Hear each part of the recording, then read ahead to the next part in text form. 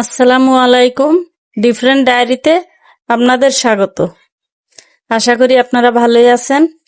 আজ নিয়ে আসলাম একদম নতুন পদ্ধতিতে পাকা আমের শুকনা মালপোয়া। তাহলে চলুন কিভাবে তৈরি করেছি সেটা দেখে আসি। পাকা আমটা ছিলে নেব।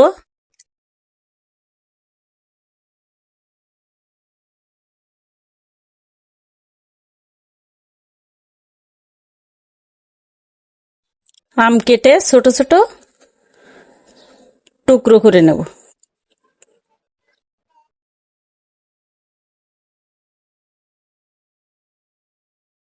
কোন ছোট ছোট টুকরো করে নিচ্ছি।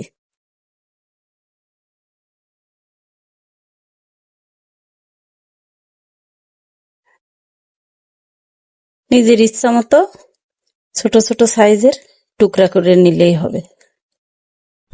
আমটা কুচি করে নেওয়া হয়ে গেছে, এখন উঠিয়ে ফেলবো। এখন আমের ভিতরে চীনাবাদাম ভেজে গুঁড়া করে নেওয়া দিয়ে দিলাম। এই কাপের 1 কাপ পরিমাণ চাউলের গুঁড়া দিয়ে দিচ্ছি।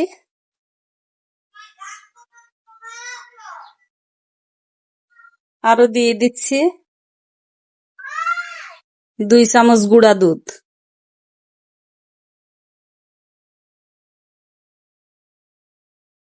পরিমাণ মতো চিনি দিয়ে দিচ্ছি আর কুড়ানো নারকেল।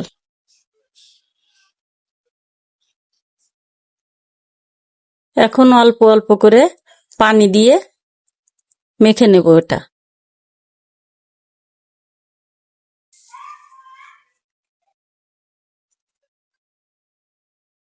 অল্প পরিমাণে একটু লবণ দিয়ে আরো ভালোভাবে মেখে নেব।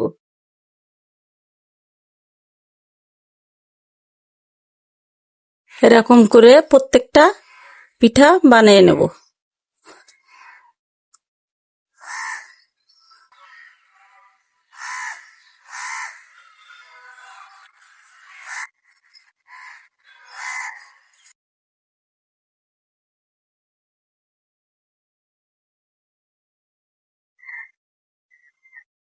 সাজ দিয়ে সবগুলো এভাবে তৈরি করে নিয়েছি কেটে কেটে।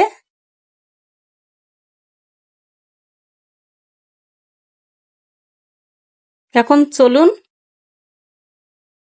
একটু তেলে ভেজে আসি। প্যানে তেল দিয়ে গরম করতে দিয়েছি, গরম হয়ে আসছে। এখন পিঠাগুলো দিয়ে দেব একটা একটা করে।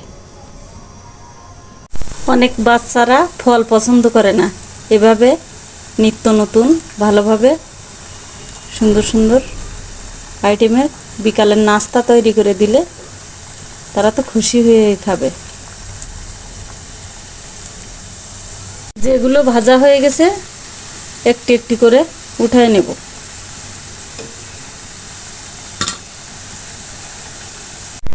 তৈরি হয়ে গেল বিকালের খুব সুন্দর একটি মজাদার ও মুখরোচক আমের নাস্তা। আপনারা এভাবে তৈরি করে খাবেন, অনেকই ভালো লাগবে। এখন দিচ্ছি এটা নারকেলের গুঁড়া, শুকনা নারকেলের গুঁড়া। আপনারা চাইলে এটা রসেও ভিজাইতে পারেন, কিন্তু আমার কাছে মনে হলো এভাবেই পারফেক্ট আছে, এজন্য আমি এভাবে রেখেছি। তা ভালো থাকবেন, এই পর্যন্তই। আল্লাহ হাফেজ।